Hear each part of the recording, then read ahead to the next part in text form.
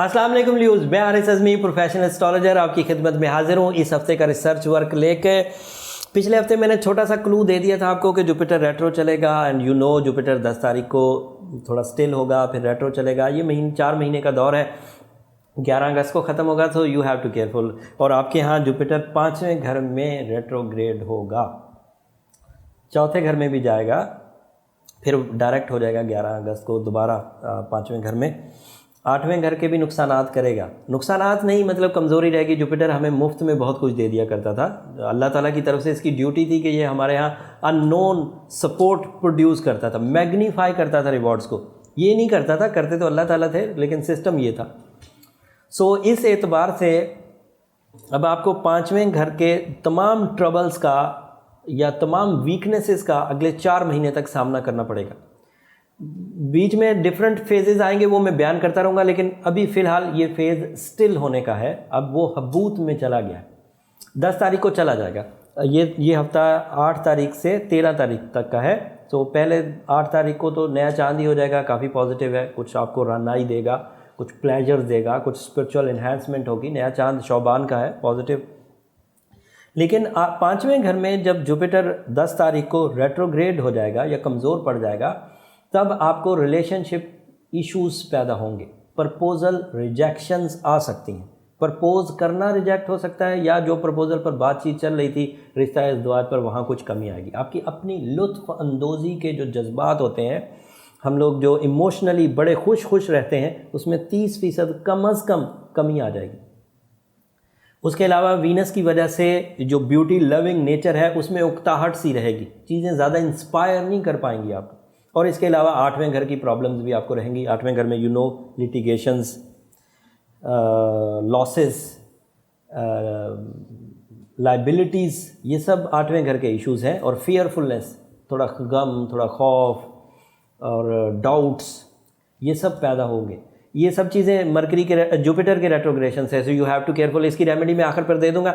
इसके लिए मैंने एक अलग से वीडियो बना दी है, तफसील में ज़्यादा नहीं जाऊंगा, वीडियो सारी लंबी हो रही हैं, लिहाजा मैंने एक अलग वीडियो बना दी है, उसका लिंक नीचे डिस्क्रिप्शन में जुपिटर को समझने के लिए, रेट्रोग्रेशन को समझने के लिए मैंने बयान कर दिया।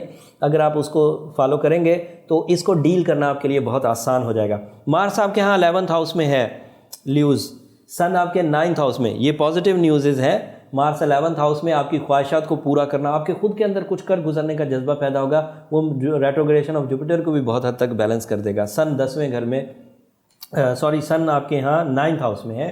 तो 9th हाउस में सूरज फैमिली वेलफेयर प्रोड्यूस करता है, मजहबी जोश और जज्बा, आपके प्लान्स बड़े पैशनेटिंग होंगे।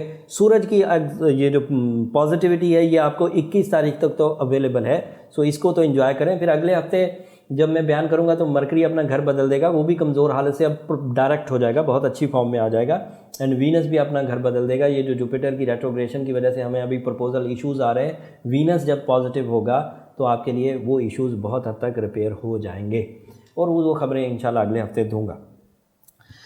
अब रेमेडीज़ पे थोड़ी सी बात हो जाए, फिर ओवरऑल जिन फील्ड्स वालों को थोड़ा ज़्यादा एहतियात बरतनी है उनके बारे में मैं जिक्र करूँगा। रेमेडीज़ में सूरह शम्स तो हम लोग काफ़ी पुरानी पढ़ते आ रहे हैं, वो वक्त की ट्रबल्स को रिपेयर करने का मेरे पास बहुत उम्दा टूल है, टूल ऑफ सक्सेस है, एंड मेरे एक्सपीरियंसेस उससे वाबस्ता है। उस तिलावत करने से आपको ऐसी ब्लेसिंग्स मिलेंगी कि टाइम डिज़ास्टर्स आपको तंग नहीं करेंगे। दूसरा, याकूत पहनना आपके लिए बहुत अच्छा रहेगा। ये सूरह शम्स उसी पर, रूबी पर ही पढ़ना थी। फिर मरकरी की वीकनेसेस को हमने रिपेयर किया था सूरह बकरा की आखिरी 2 आयतें से, वो 17 तारीख तक अभी आप कंटिन्यू रखें। अब एडिशन उसमें कर दीजिए सूरह यासीन की सेकंड लास्ट आयत का 13 दफ़ा, और ये 11 अगस्त 2019 तक लगातार पढ़िए। इससे जुपिटर की रेट्रोग्रेशन में बहुत हद तक बैलेंसिंग आ जाएगी। एंड इसको डील करने के लिए अपने नए रास्ते ढूंढिए, अपनी सलाहियतों को पॉलिश करिए। अब अननोन फैक्टर बैठे बैठाए कहीं से कोई इमदाद आ जाए, उस सेक्टर से बाहर आ जाइए। 4 महीने तक ऐसा ही रहेगा। अब इसमें कोई थ्रेट नहीं है इन ह्यूमन फिज़िकल हेल्थ को। 6 हाउस इज़ क्लियर, सो छठा घर आपका ओके है। पहला आपका कैरियर ओके चलेगा। कैरियर वाले लोग, जॉब के हसूल वाले, कैरियर में कशीदगी महसूस करने वाले, वो सेटल चलेंगे, वो वहाँ पर कोई ट्रबल है। एस्ट्रोलॉजिकली आपको कोई ट्रबल नहीं है। तालिब इल्म अच्छी फॉर्म में चलेंगे, बिजनेसमैन्स अच्छी फॉर्म में चलेंगे। लेकिन ख़राबी सिर्फ आपको आएगी 5वें घर की और 8वें घर की, प्रपोजल्स की, इमोशंस की, अटैचमेंट्स की, रोमांस सेक्टर की, लॉसेस की, लिटिगेशंस की एंड लाइबिलिटीज़ की, ये जो मैंने गिनवा दी हैं, इनको डील करने के लिए अब आपके पास अदरवाइज़ कोई प्लान होना चाहिए। जो रूटीन प्लान्स थे उनके अलावा भी अब आपके पास कोई प्लान होना चाहिए, कुछ वसाइल होने चाहिए, कुछ वे आउट्स होने चाहिए ताकि आप इन चीज़ों से बच सकें। उम्मीद करता हूँ ये वाली वीडियो अगले 7 दिन के फैसले ज़िंदगी के अच्छे अंदाज से आप करने में मदद देगी और आप लॉसेस से बच सकेंगे, अच्छी चीज़ों को अपना सकेंगे, बुरी चीज़ों को पीछे धकेल सकेंगे।